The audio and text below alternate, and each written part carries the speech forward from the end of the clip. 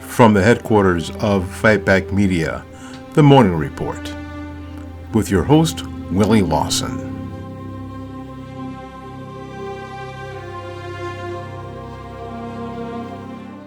Well, good morning, and welcome to The Morning Report. My name is Willie Lawson. The Morning Report is a production of FightBackMedia.com, FightBackMedia.com, FightBackMedia.com, and FightBackMediaTV.com. We are thrilled that you are here. It is Friday. You made it. You did. And for the most part, most of you are not watching or listening to this in prison, so you didn't hurt anybody, did you? Yeah. And it is just a blessing that you could be here. So many people started the week. Think about it. So many people started the week and didn't make it to the end of the week. You, however, started the week and made it to the end of the week.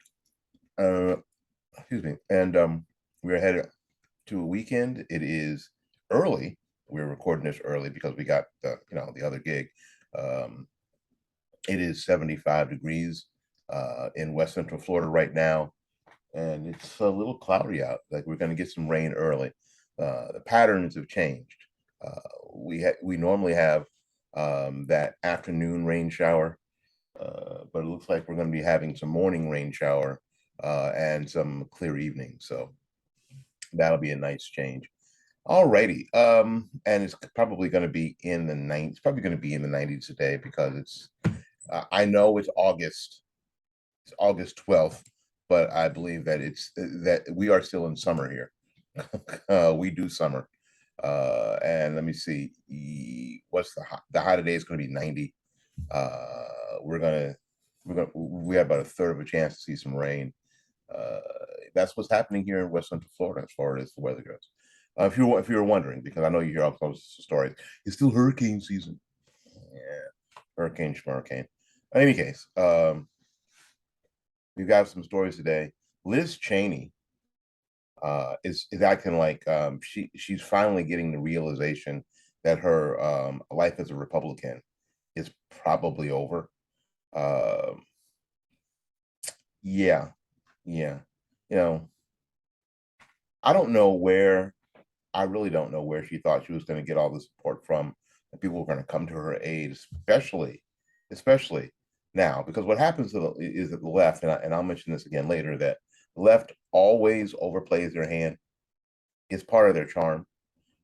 So they've got Liz Cheney on board with J6, and they're doing all this stuff, and she's coming out against Trump, and Democrats are coming to her aid and stuff, and then Mar-a-Lago, and there's going to be like banners that say "Remember Mar-a-Lago," which is really an exclusive place that none of us are ever going to get a chance to go to. Even those of us who live in Florida, we're not going to get invited to Mar-a-Lago. We're not going to be able to play on the golf course because we can't afford it and don't play well enough, frankly. But there'll be banners. Remember Mar-a-Lago. It's all going to happen. I'm sorry, it just is. So they overplay their hand, and so the fact that people were, and I saw a tweet that said there were people who were kind of, I guess, cooling or looking at least for maybe if there's an alternative to Donald Trump if he doesn't run, and even if he does, who are now completely back on board. And all the support that she was getting from these so-called establishment Republicans and Democrats is just drying up, and I think she's starting to see that. It would have been better off if she had just done her job and not tried to try to enhance herself as that voice of reason, when everybody clearly knows that this guy here that you're listening to and watching today is indeed the voice of reason. Um, it's me, but you already knew that. Joe Manchin is polling badly after his decision to be a Democrat. No, to be a Democrat. It was going to be, and so was Kristen Sinema. They were going to be Democrats when it all came down to it. So I don't know I don't know anybody was shocked, surprised, or hurt by it because that was going to happen. Again, Trump's 2024 support is skyrocketing after Mar-a-Lago. you know, so the chances of Trump maybe not even running in 2024, or maybe not getting to the primaries in 2024 was a possibility. I don't know how much of a possibility, frankly, for all you know all my viewers and listeners that are hardcore Trump supporters. I don't know, but the possibility was starting to slip in there. You have to admit that. Now, if they don't find a way to put the former president of the United States in an orange jumpsuit and frog march him to federal prison, which is a bad idea. He's going to run in 2024, and if he runs, and we can do as much as we can to even out these elections, that's not the best way to put it. He'll probably win. There you go. All right. So let's go ahead and take a little break, and we'll be back with more of the morning report right after these messages.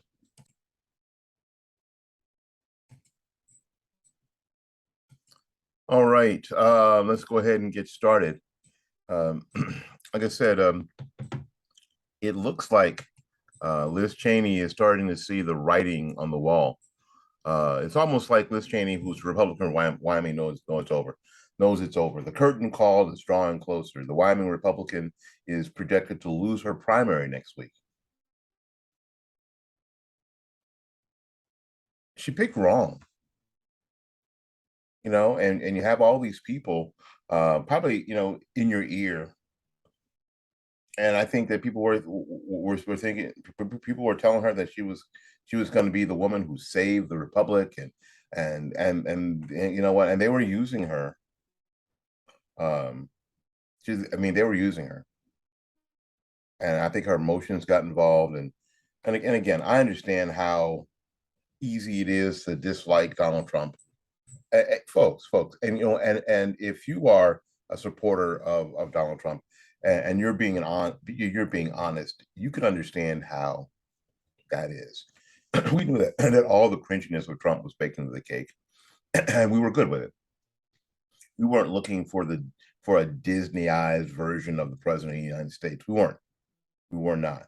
We were looking for somebody who can go and do the job. Period. And that was the guy.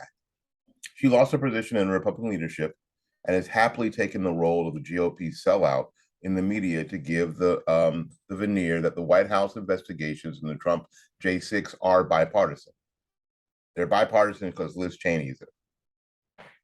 Anyway, and everybody's sick to death of her. It's time, it's like, nobody wants to hear from you. And her latest move is genuinely and as expected one coming from this Congresswoman. She decided to side with the Democrats, with the Department of Justice, whose gross overreach was exhibited with his ludicrous raid on Donald Trump's Mar-a-Lago home on Monday. Well, you know what? She didn't have any choice. She has her 30 pieces of silver, and she doesn't have any choice. She didn't have any choice. She was stuck. She couldn't bail out. Liz Cheney on Thursday slammed the sickening attacks Republican lawmakers have directed towards the FBI agents involved in the search on former President Trump's Mar-a-Lago residence, arguing that the remarks are putting personnel at risk. It's not putting anybody at risk. It's the FBI. The idea is that we have questions. When people start getting mad when you ask questions, you have to stop. I have been ashamed to hear members of my party attack the integrity of FBI agents involved in the recent Mar-a-Lago search. Cheney wrote on Twitter. These are sickening comments that put the lives of patriot public servants at risk.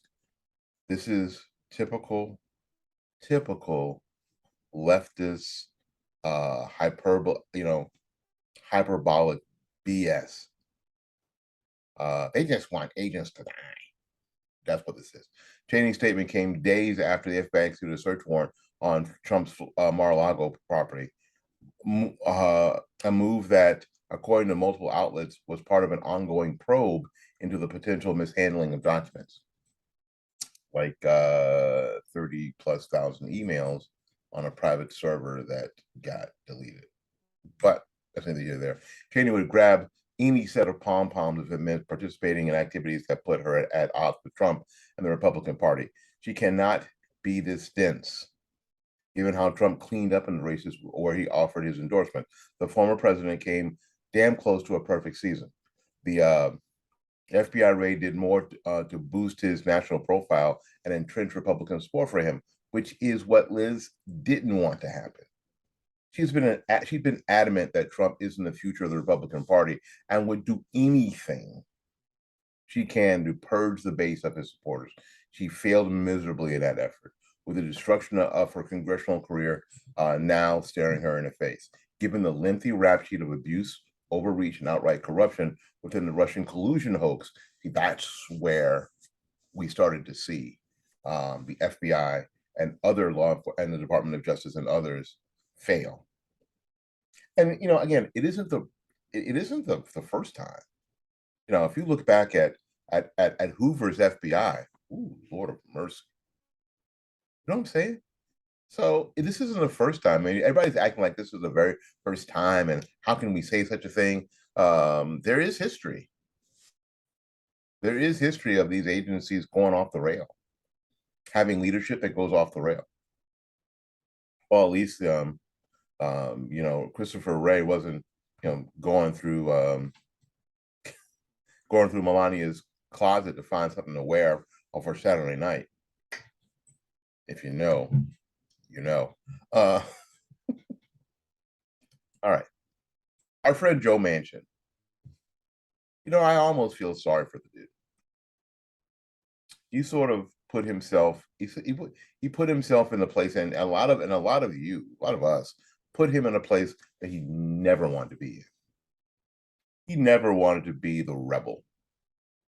He never wanted to be the one that was fighting back against his own party. He never wanted to be in that place. He wanted to be the voice of reason. But he's a politician. And what's been said about Joe Manchin is that he is a consummate retail politician. Retail politician is a guy that goes out there and shakes hands and kisses babies, and and hugs and takes pictures, and people like Republicans like him. West Virginians like Joe Manchin. He's a good guy. We like him. He's a good guy. He's one of the ones who cares about us. So Senator Joe Manchin has fallen from grace in the court of public opinion, though, after giving the green light to a sweeping $750 billion Inflation Reduction Act. Now, I think Joe Manchin got snookered by the same left that has deluded Liz Cheney. This is the largest climate bill in U.S. history, and that will only make inflation worse. All the economists they keep talking about are saying this is a cluster, and it's not going to reduce inflation. They say it's interesting. Can I stop for a second? We were told that inflation was what? Not happening. And then we were told that it was transitory, that it was just a phase and it would go away. And then 2 months ago, we got a 9.1% inflation. The past month, it did go down a little bit to 8.5. Try to be fair here. But it looks like, other than fuel prices, everything else is going up.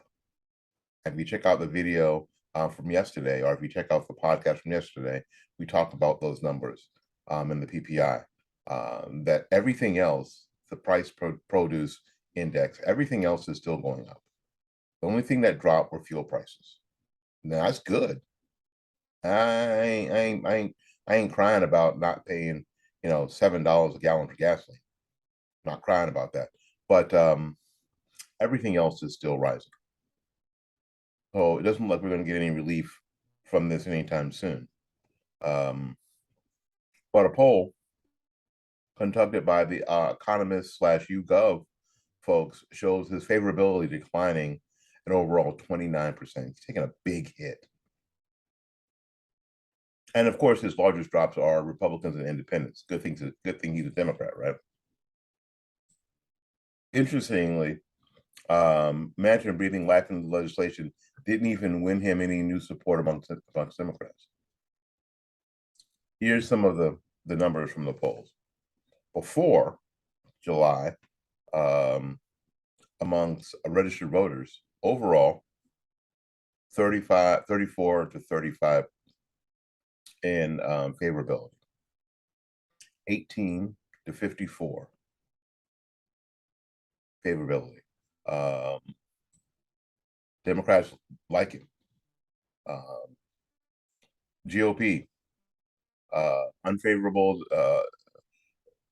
in favorability, 49 and 19 beforehand. Republicans generally like the guy.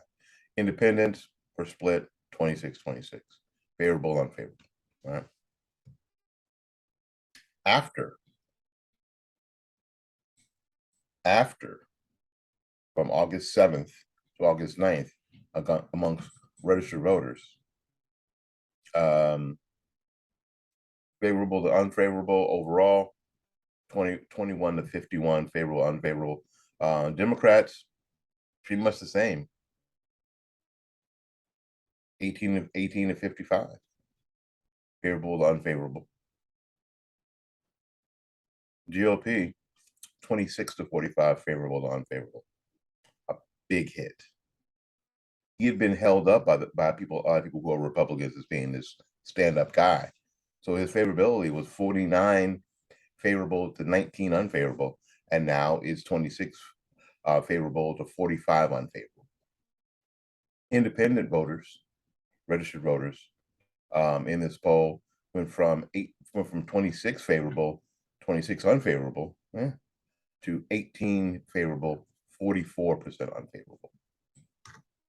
So the net decline overall is 29%, 50% in GOP, and 26% in independent voters. And flatlined when you start talking about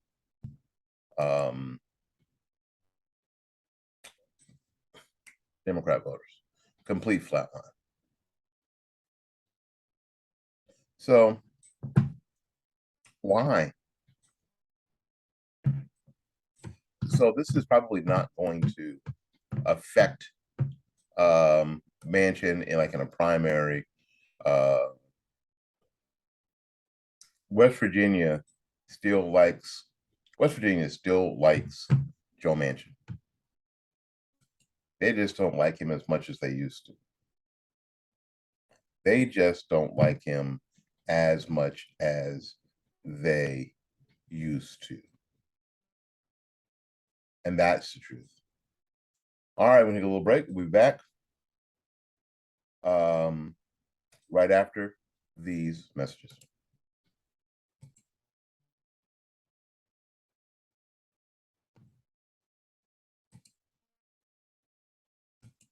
All righty, we're back. Thank you ever so much for joining us today here on the Morning Report. And I know we don't normally cover this kind of stuff, but a lot of times whenever I find something that's tragic, and this is really tragic. You guys probably, a lot of you don't know Anne Heche. I don't really know her either. I know that she was dating what's her face, who has a show, who's about to retire. And apparently this person was, because she was in a car accident. Oh, and she was driving this car super fast and got into an accident, crashed into a house, and is not expected to survive. She has she's been in a coma, and she is burned and has brain damage and doesn't look like she's going to make it. Because we are not dicks here at Fight Back Media. our prayers and our sympathy goes out to her family and her loved ones, and maybe someone will get saved in the process. Maybe someone will get saved in the process. That's what we can only hope. All right. These are some of the items that led to this whole Mar-a-Lago mishap. This Mar-a-Lago mayhem. Your Attorney General Merrick Garland, aren't you glad that this dude is not a Supreme Court justice? Held a delayed press conference yesterday to discuss the FBI's recent ransacking of Donald Trump's Mar-a-Lago home. The DOJ is moving to unseal the search warrant executed for the home of the former president, an unprecedented first in our history. Is it about retrieving documents for the National Archives, which is the initial cover story, right? We'll soon know. But at first glance, it looks like the Justice Department is going after political enemies of Joe Biden. The goodwill that the DOJ and the FBI earned over generations died in the 2016 election with the criticism from both sides. Conservatives slam the FBI for their role in keeping the Russian collusion hoax alive, and the left hates them for investigating Hillary Clinton's email server and the allegation that she mishandled classified information, which she did, but she didn't pay for it. Back to the FBI on the raid. Do these formerly outstanding items rise to the level of a search warrant? One of the critical documents, if you could call it that, which was sent back to the National Archives, was a cocktail napkin. Former President Bill Clinton accidentally left the authorization card for our nuclear arsenal in his suit pocket that was taken for dry cleaning during his presidency. One of the items was a cocktail napkin. Okay. One of the people who spoke on the condition of anonymity to discuss the details said agents were conducting a court-authorized search as part of a long-running investigation of whether documents, some of them top secret, were taken to the former president's private golf club and residence instead of sent to the National Archives when Trump left office. This could be a violation of the Presidential Records Act, which requires the preservation of memos, letters, notes, emails, faxes, and or other written communication related to the president's official duties. In January, the National Archives and Records Administration retrieved 15 boxes of documents and other items from Mar-a-Lago that archives officials said should have been turned over when Trump left the White House.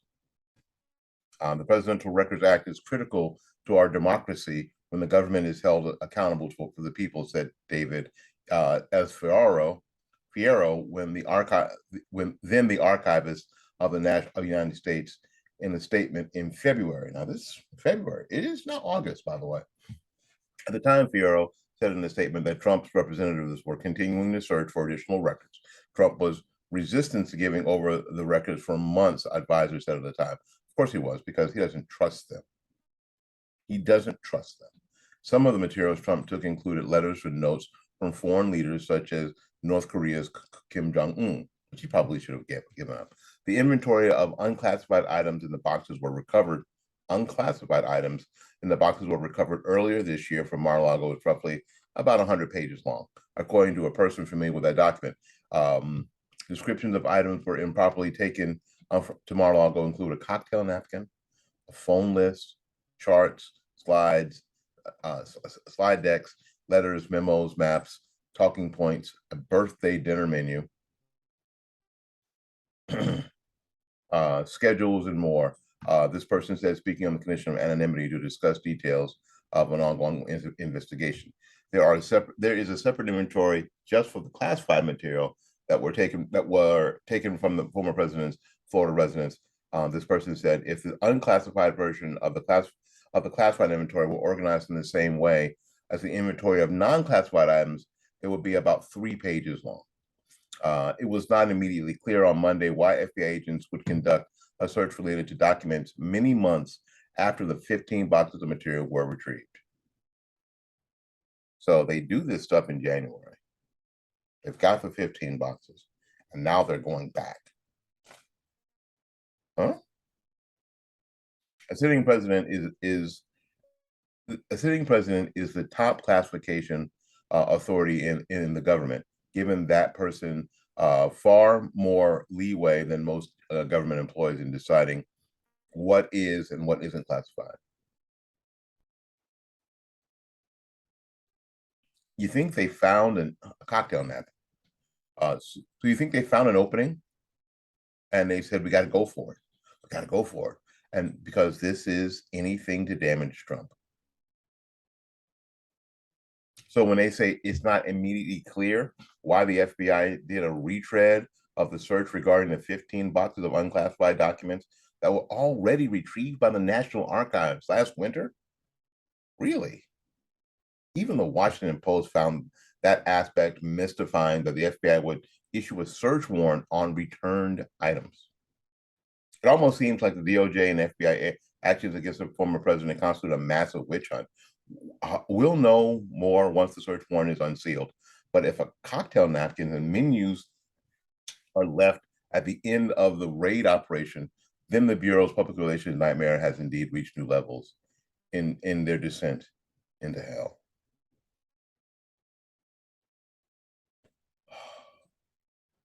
What a circus. So what is this causing? So what is this causing? Trump's 2024 support is skyrocketing. Skyrocketing. Republicans are lining up in support of former President Donald Trump after the FBI unlawfully raided his Mar-a-Lago residence. Fuming with anger, the GOP said the raid was unprecedented assault on democratic norms and the rule of law. According to a new Morning Consult / Politico survey, 58% of Republicans say they would back Trump in a hypothetical 2024 election, which is up from 54% in July. Roughly 39% of voters, driven by 69% of Republicans, believe that the raid on Trump's Florida residence was politically motivated to damage his career in D.C. Trump called the attack on his home an act of political persecution and a witch hunt, which many agreeing that the FBI unfairly targeted him. These are dark days in our nation, as my beautiful home, Mar-a-Lago in Palm Beach, Florida, is currently under siege, raided, and occupied by a large group of FBI agents, the former president said. Yeah, that's hyperbolic as hell. It really is. Meanwhile, a poll conducted by the Convention of States Action in partnership with the Trafalgar Group found that 53.9% of voters believe political enemies of Trump ignited the raid. Now, that's the problem. The problem is that people believe that it was politically motivated. People don't believe that there was anything there necessarily, but they believe that this political motivation is a bad way to go. This is not how we want to run our country. This is the problem. That's the thing that is the problem.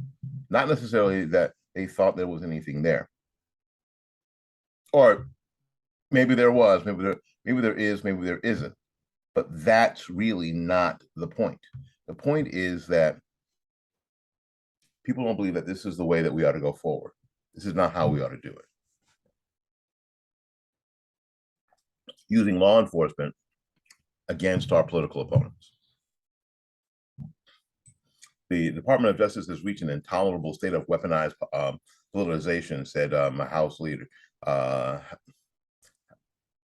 Leader Kevin McCarthy.